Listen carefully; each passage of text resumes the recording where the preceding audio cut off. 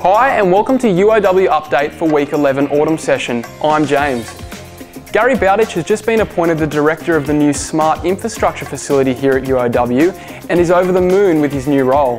Well, it's a great honour to be here and be part of something that is so unique and globally significant, to be looking at infrastructure and to be creating a facility which is going to be something that is the envy of the world. The Smart Infrastructure building will be a world-class research and training centre designed to address Australia's future infrastructure needs. This is something which is breathtaking in terms of the uniqueness and the size and scale of the opportunity. Mr BOWDITCH is confident this facility will be at the forefront of research, not just in Australia but also around the world. My job is to execute on that vision and to really, if you like, bring a professionalism and to bring industry to the table so that we have a strong, outward-looking, relevant research facility that can really cut through and help governments and banks and other private sector organisations do a better job in the delivery of infrastructure in this country and also around the region. Marine scientists at the university are researching the impact fishing has on marine parks in the Batemans Bay area. We're trying to prove to the general population that we need to stop fishing so intensely. The study is about making people aware marine life is under threat and something proactive needs to be done. Fish populations are declining rapidly and we need to start somewhere locally where people can see the impacts. Although the majority of fish in the area are on the decline, the researchers have made an unusual discovery. We're finding that there's significant increases in snapper, which is a highly fished species, which is a good thing.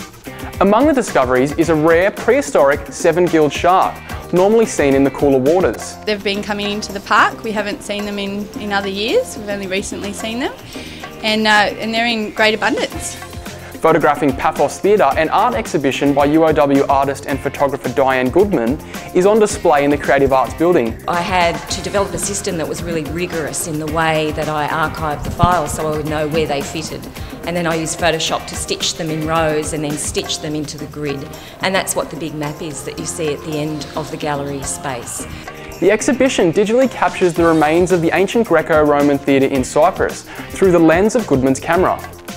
The artworks on display combine contemporary and ancient forms of archaeology to bring to life what was once the great theatre of Paphos.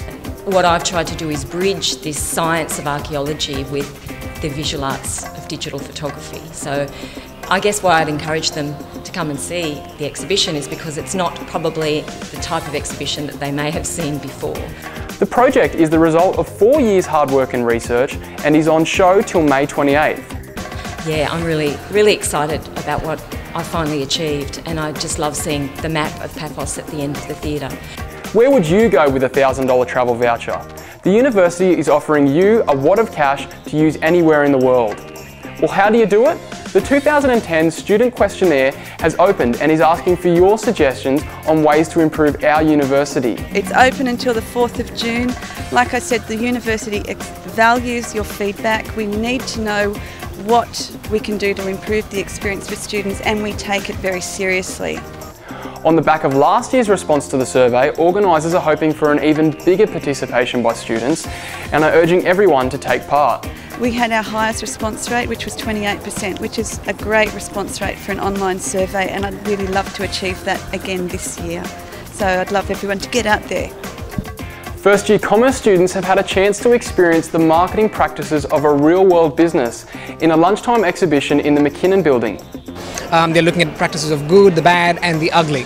So they're not just, they are being asked to take a step back, not just accept as is what they see on advertisements, but look closer in terms of the ingredients that are there. Over 500 students taking the opportunity to display their own advertisements to the university's broader community. Many teams take a pride because it is a creative exercise as well. At the same time, they can make it professionally as an assessment because it is an assessment task.